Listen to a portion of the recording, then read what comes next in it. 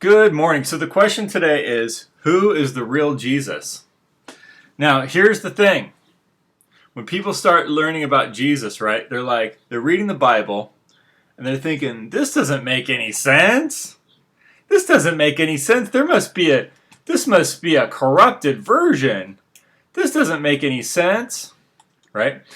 And so you have later versions of Jesus in Islam. They came up with a new Jesus version, and they said, see, this is the real Jesus.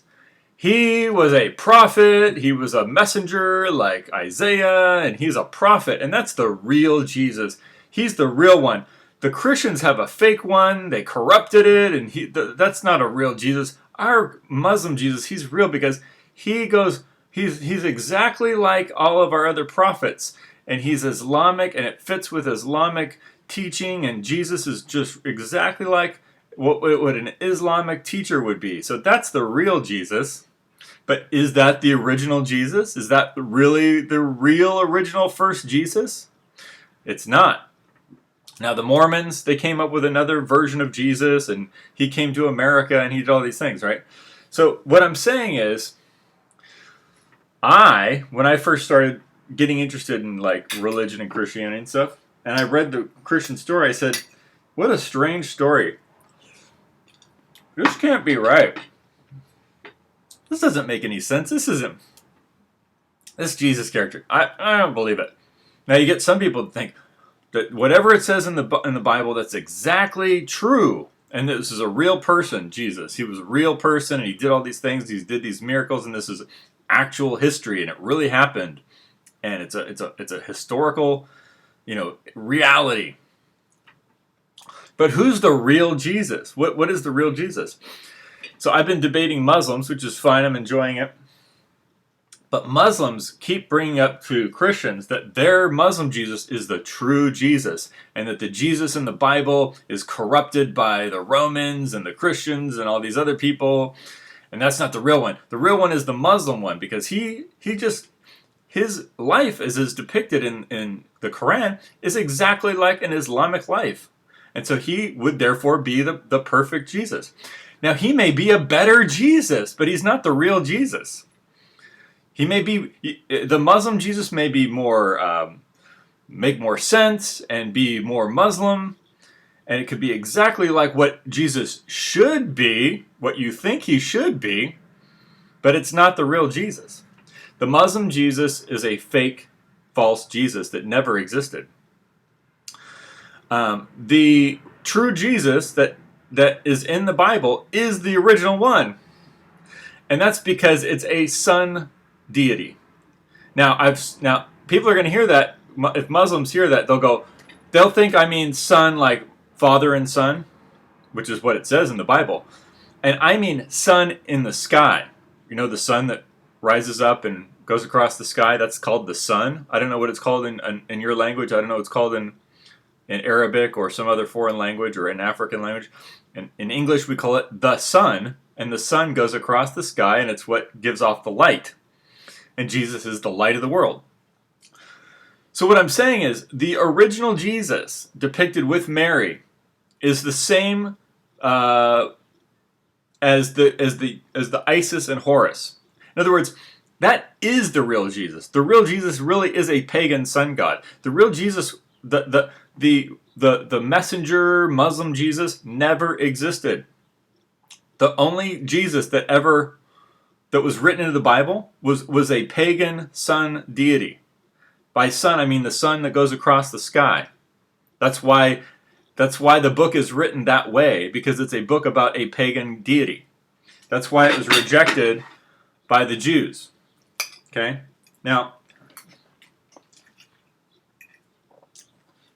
I don't want to go too into it, but Jesus is not the first sun god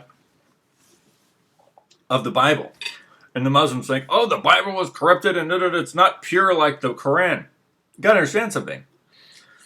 These religions, which grew into monotheism, came from paganism. They came from polytheism. They did not start as monotheisms. They started as paganism. That's why everyone has it backwards. And I had it backwards too when I first encountered the subject, thinking, that it was corrupted by paganism. No! In fact, you could say that the paganism was corrupted by monotheism because it started as paganism. So that was the original thing.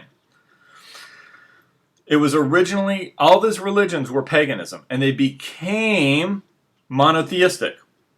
So when you say, oh, it was originally monotheistic, and then they took the story of Jesus and they made him into a pagan god to appeal to the pagans. That's not what happened.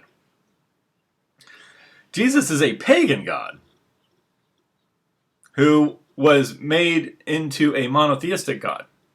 He was a pagan.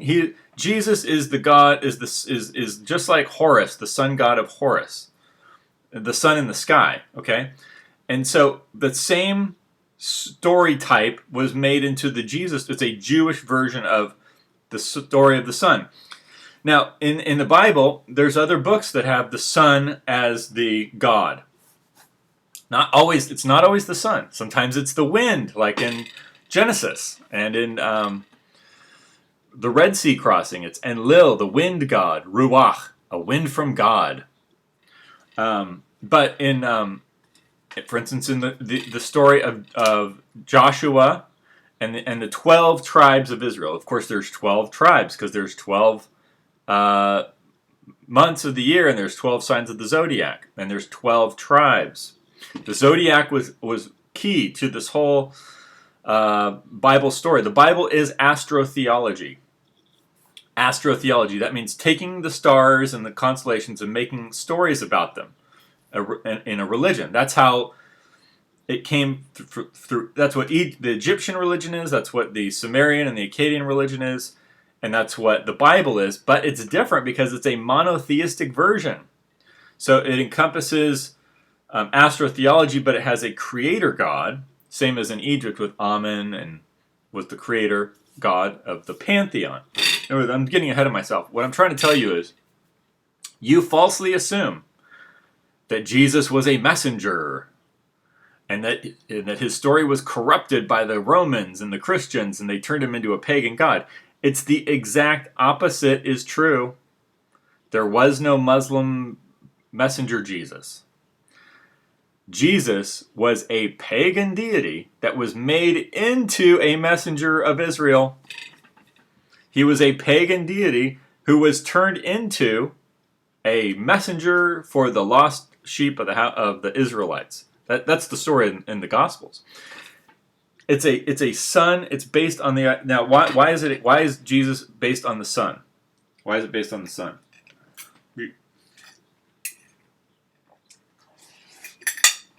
Because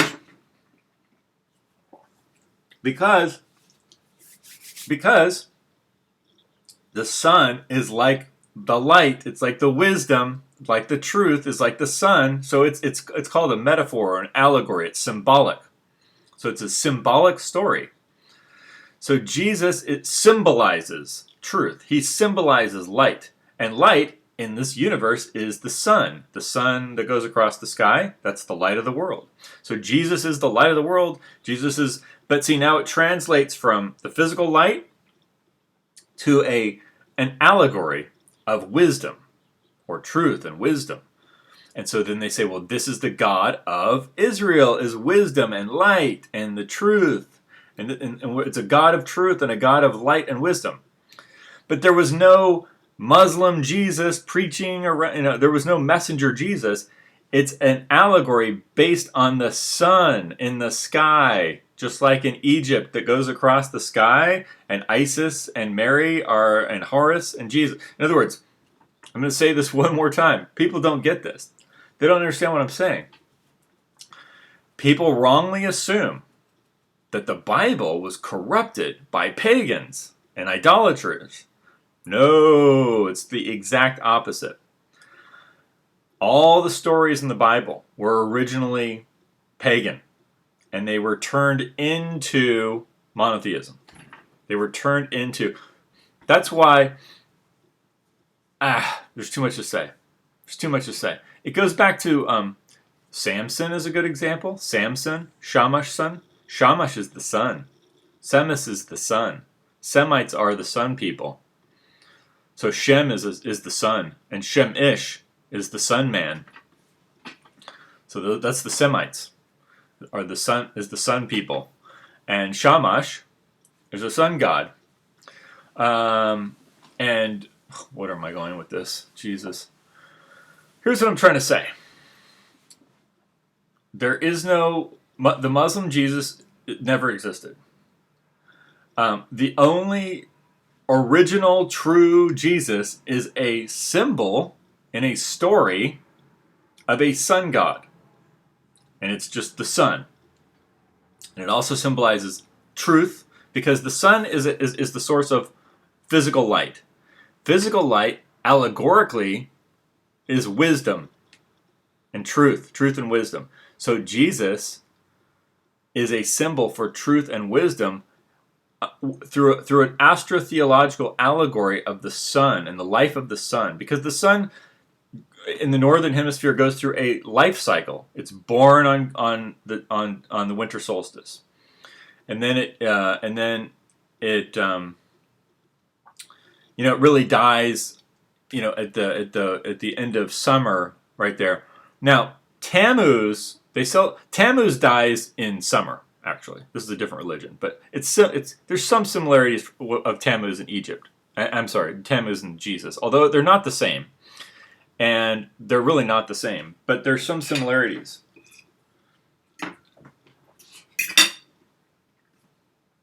Tammuz dies in midsummer, in June, right at the summer solstice. That's when Tammuz, the sun reaches its zenith, and all the vegetation dies, because Tammuz is a vegetation god.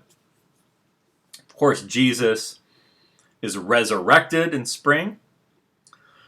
It's not the same story as Tammuz, but there's some similarities there, because spring is when life returns. So Jesus, the timeline's a little weird, because he's born on winter solstice, then he's dead and resurrected like 3 months later. But now the reason, here's why that is. Here's why that got screwed up like that. I'm pretty sure this is why. Because in Judea, there was no winter solstice holiday. The Romans invented Hanukkah for the Jews. I'm not going to go into that right now, but Hanukkah is not a Jewish holiday. It's a Roman holiday that was invented by the Romans during the time when the Romans were allied with the Jews against the Greeks, the Seleucids, to take Judea for Rome, to ally with Rome and Judea in a military alliance against the Greeks. So they invented the story of Hanukkah, and you can read about that in Maccabees. It's not a Jewish holiday. There is no Jewish winter solstice holiday that really has any ties to the territory. So the big holiday, the big time of celebration in Judea was the spring equinox. The spring equinox marked the beginning of the year. The beginning of everything was spring, and that was in Babylon. That was in Judea, and so and in Rome,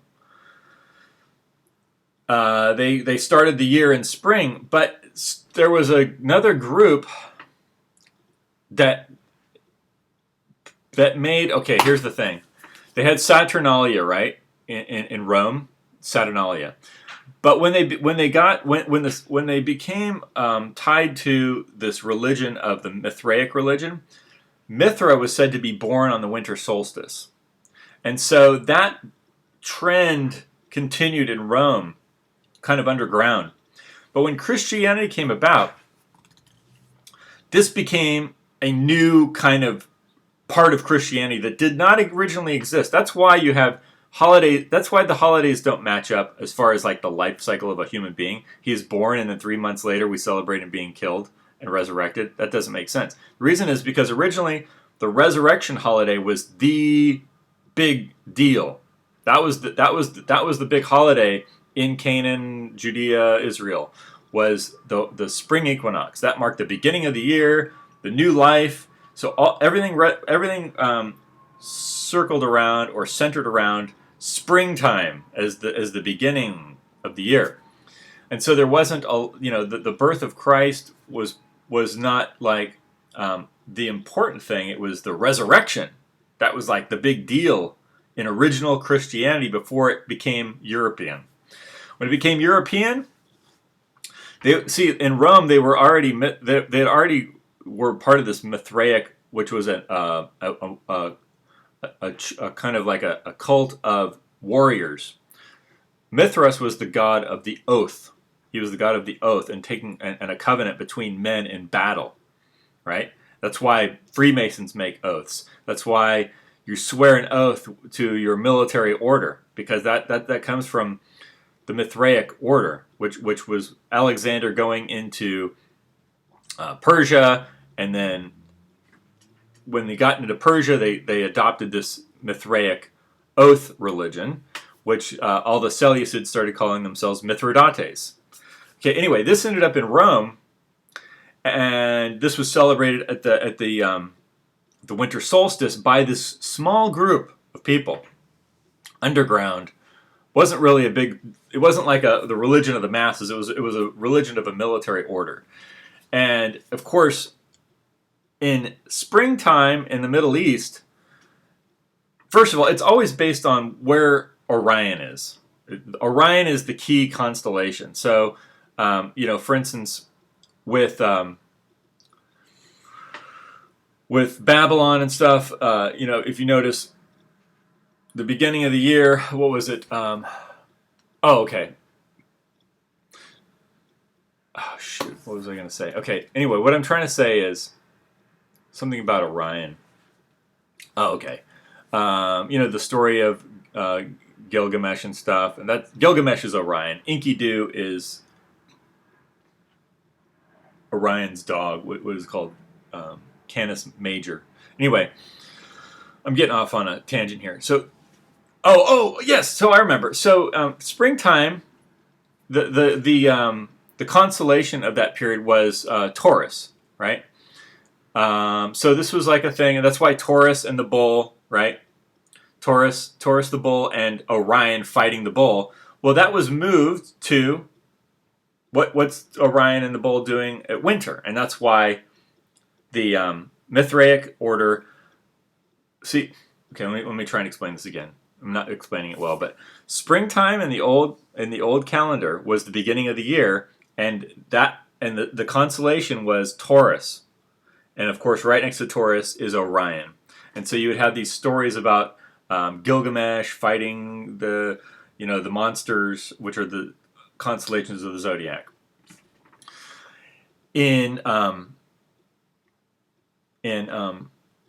Let's see. So in the Mithric religion, you also have this image of Mithras fighting the bull, Orion fighting Taurus, but that was moved to the winter solstice. So on the winter solstice, it's just Taurus is in a different place, right?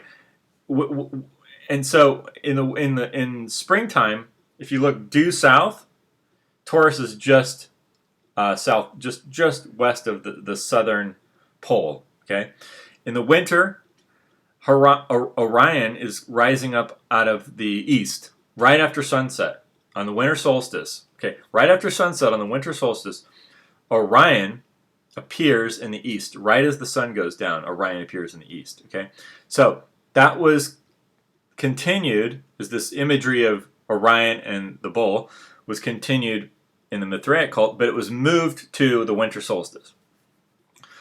So that was a key thing. So when Rome became Christian, whereas in Judea and in the territory of Judea, spring was like the time, the big time. That's why everything centered around Jesus Christ was died on the cross, and then he was resurrected at spring. And so spring was the big celebration point. But when it moved to Rome, winter, the birth of the sun, was the celebration point.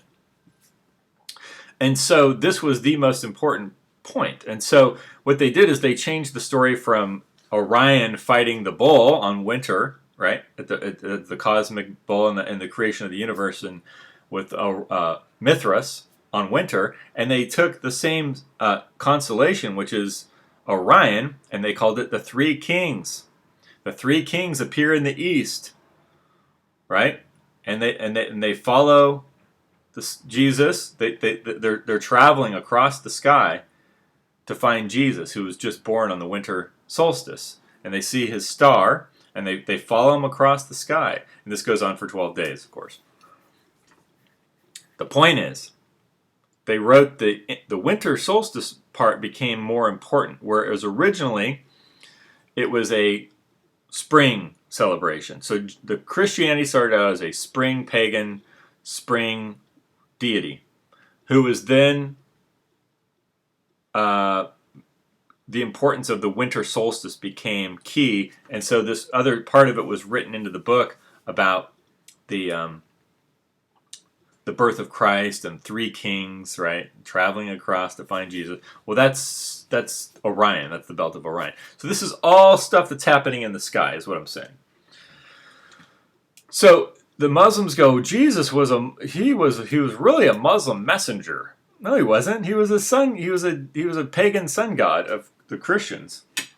That's what he really was. That's what he really was. He was not there was no Muslim Jesus. There was a pagan sun god Jesus. And that's why the Muslims go, our Jesus is way better because he's Islamic and he follows all the rules of Islam and he's not a pagan. Well, the real one was a pagan.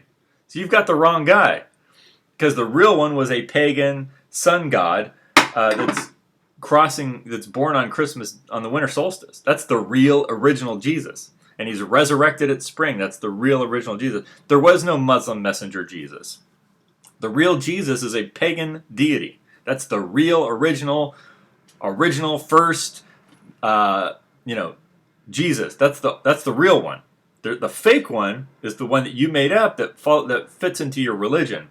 That's not the real Jesus. The Muslims invented a fake Jesus. Now people say, "Oh, that's mean to say that." I'm not trying to be mean. I'm just trying to be truthful. I mean, I'm sure this hurts the feelings of Christians that believe that Jesus was, whatever. What I'm saying is, maybe it is mean to tell the truth, but it should still be told. The truth is important. I mean, either you want to know the truth, you don't have to believe me. You don't even have to know the truth. You can just lie to yourself and make things up. I don't care. You're free to do that. But for those people who want to know the truth, is that realize that people have it backwards. People think that there was a pure religion that got corrupted by paganism. That's not what happened. There was a paganism that was made into there was a paganism that was made into a monotheism. And that process of doing that went over hundreds of years of making paganism into monotheism, paganism into monotheism, paganism into monotheism.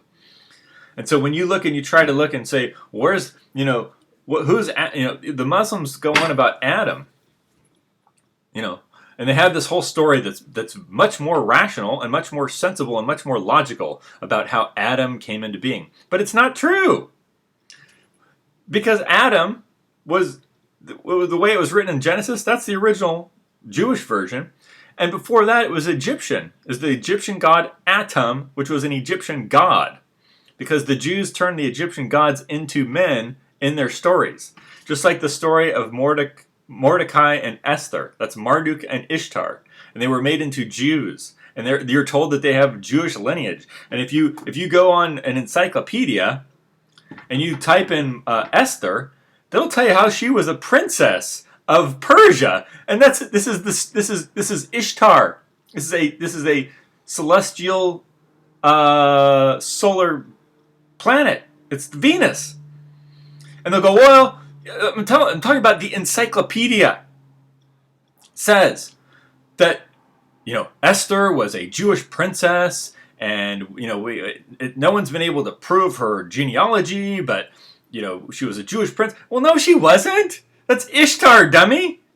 It's a planet in the sky. So it's not just Muslims, dude. It's not just Muslims doing this.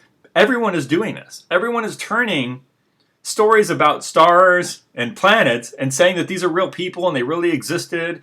And, Esther was a princess. And it's like, dude, No, that's not. You can't. How dumb are you? It's called Marduk and Ishtar. Mordecai, Esther, they're Jews and they go on an adventure. Well, somebody wrote that story. And see, this is what the Jewish authors would do, is they would turn pagan deities into Jews. That's what the story of the Bible is. It's about turning your Goyim gods into Jews. That's what the Jews did. Right? They turned Atum, the Egyptian god Adam, they made him into the first Jew named Adam. They took Esther, they made her. They took the goddess Ishtar, and they made her into a Jewish princess. Right? That's what they do. And you're sitting there going, "Oh, Jesus, he was a Muslim prophet." No, he wasn't. He's a sun god, and then he was made into a Jewish, story character. He became, instead of being the god of Egypt, the sun god of Egypt, and married the moon goddess of Egypt, they were made into Jews. They were made into Jews, and so now they're part of the Jewish book.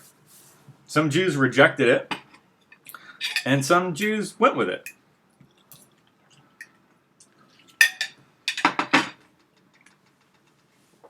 And the Jews who say, "Oh, we rejected that because he's pagan, and that's pagan," and this Brian guy just gave me a perfectly good explanations for why we Jews rejected Jesus. Well, you didn't reject Adam. Adam is a pagan deity called Atum. He's the creator god, Atum Ra. That's the first god who gave birth to the other gods, including Set. You ever heard of Seth? Now, all the names don't correspond exactly, but a lot of them do. Some of them do. Anyway, that's all I have to say about that.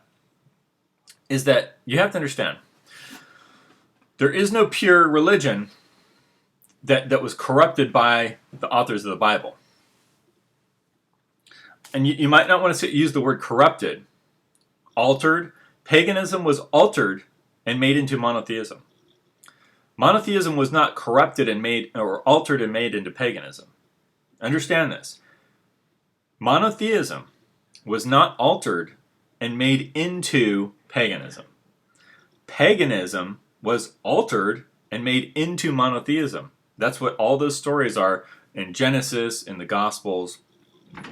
That's what all that is. And so that's why when you go and you look back and you get these books and you keep searching and searching and you search in all these books and you go the earlier you go, the more pagan it gets. It doesn't get more pure, it gets more dispersed into paganism, because that is the foundation of monotheism is paganism. There was no pure paganism. People have been trying to purify it for the last, let's say, 2,000 years or so, 3,000. Let's say since this religion started, let's say it started around 1000 BC. Assuming it started at 1000 BC. So from 1000 BC until now, people have been trying to purify and define and purify and define and purify the religion. That's what the Puritans were doing. They were trying to purify the religion of the Bible. But how do you purify something whose origin is paganism, whose origin is polytheism? The way to purify it is to become pagan. That is the purest form of the religion. The more pure you get into the religion, the more pagan you are. So the more they changed it, the more they altered it and altered it and altered it and altered it, the more pure it got. And you could say, well, Islam is a very pure, Jesus he's not a sun god, he's a prophet, and they explain Adam's birth, and it's all very sensible. The mind has now made the pagan religion into something more sensible, but the thing that they made it into that is quote unquote more sensible is not the original religion. It's just something they made up. In fact, it's not even close to the original. The original, like I said. The more and more original you get, the more pagan it is, the more of a polytheism it is. Atum is a sun god. Atum is a creator god. Atum Ra is a sun god. Jesus is a sun god. El is a storm god. Baal is a storm god and an agricultural deity. That's where all this stuff comes from. There's none of it came from a pure monotheistic deity. That is false. Now, I'm not saying that the universe is. I'm not an atheist, so I think the universe is created by the mechanism of thought. And I made another video on that, which you can watch if you want. I think it's called the Moon Tribe of Judah, is what I titled it as, and I cover that in there. But thoughts cause scenery, thoughts cause images, thoughts cause the appearance of space and energy. It comes from thoughts. So there is a spiritual dimension of the creation of the universe, and that is the real creator. Is that which creates thoughts, creates images and scenery and three-dimensional views. That's where the universe comes from. And so that would be the real creator. And that's covered in, that's covered, the Bible kind of goes into that a little bit in Genesis, and the Egyptian religion covers that with their creation story and Ta. But